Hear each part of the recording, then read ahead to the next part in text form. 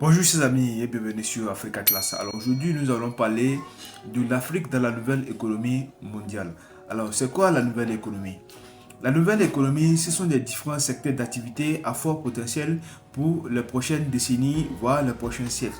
Et ces différents secteurs d'activité sont relativement liés à la technologie. Et aujourd'hui, nous parlons de l'énergie renouvelable, de l'énergie éolienne, nous parlons des véhicules électriques, nous parlons de l'intelligence artificielle, tout ce qui a rapport au numérique, aux plateformes numériques, et ainsi de suite.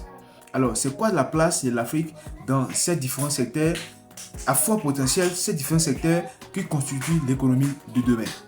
Alors, pour que l'Afrique puisse trouver une place dans ces secteurs à fort potentiel, dans ces secteurs de demain, il faut impérativement former les Africains à pouvoir participer à cette économie de demain et à pouvoir y profiter également.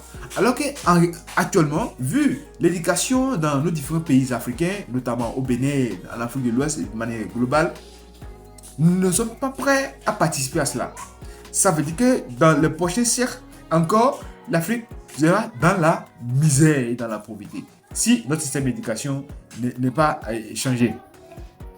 Aujourd'hui encore dans nos universités, on continue à former les gens FASEC, droit, anglais et pas des secteurs d'avenir. Et je vais vous donner un exemple simple.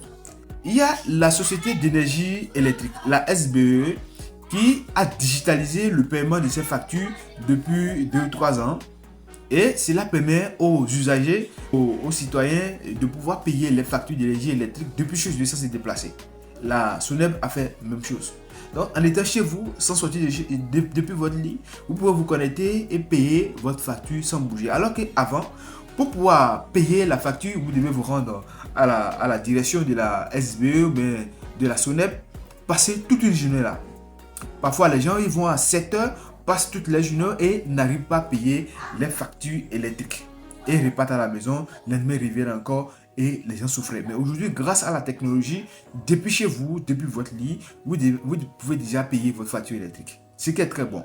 Mais de l'autre côté, cela a permis à la société de ne plus faire des recrutements des comptables et autres.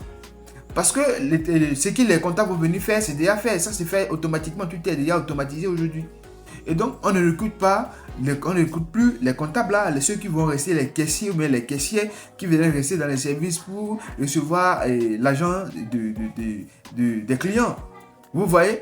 Alors que dans le même temps, dans les universités, on continue à former les gens en économie, gestion, des formations qui vont vous permettre peut-être de devenir caissier ou bien caissier. On continue pas à former les gens comme ça avec des formations classiques, des formations presque obsolètes, des formations du siècle passé. Et là, ils vont aller travailler où? Plusieurs autres sociétés ont automatisé le paiement en ligne.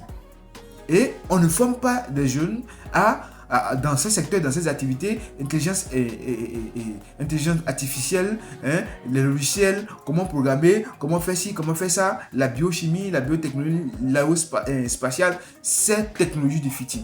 Nous ne formons pas les gens. Nous avons encore un système éducatif qui est colonial, qui ne répond pas à nos besoins de développement.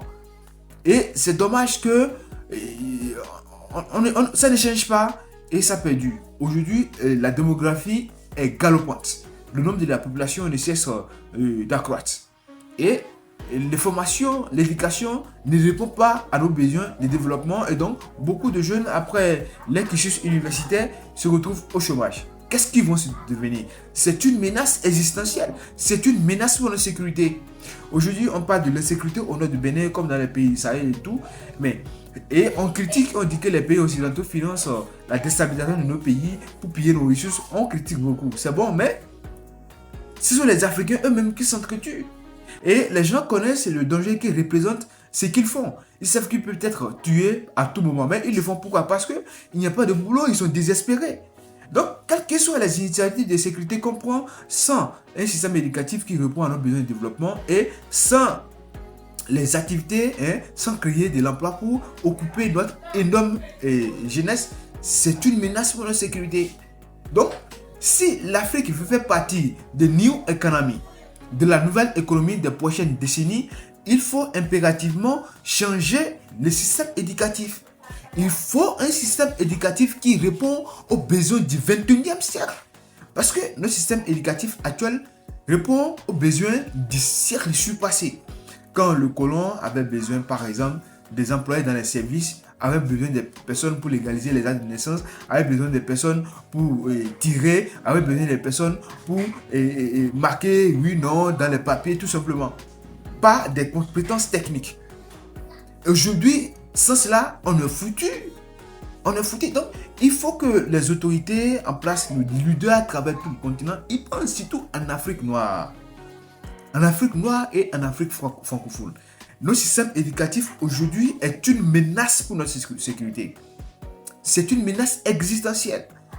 Et donc, si réellement on veut développer notre pays, le tout premier chantier, moi je dis tout le temps, tout premier chantier pour changer nos États, c'est l'éducation.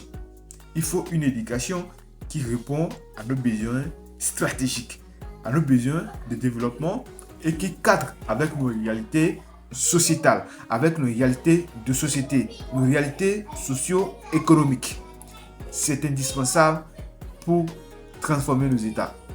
Alors, dites-moi ce que vous pensez et aussi dites-moi qu'est-ce qu'on peut faire pour que l'Afrique puisse prendre part à la New Economy, la nouvelle économie qui sont des secteurs liés à la technologie.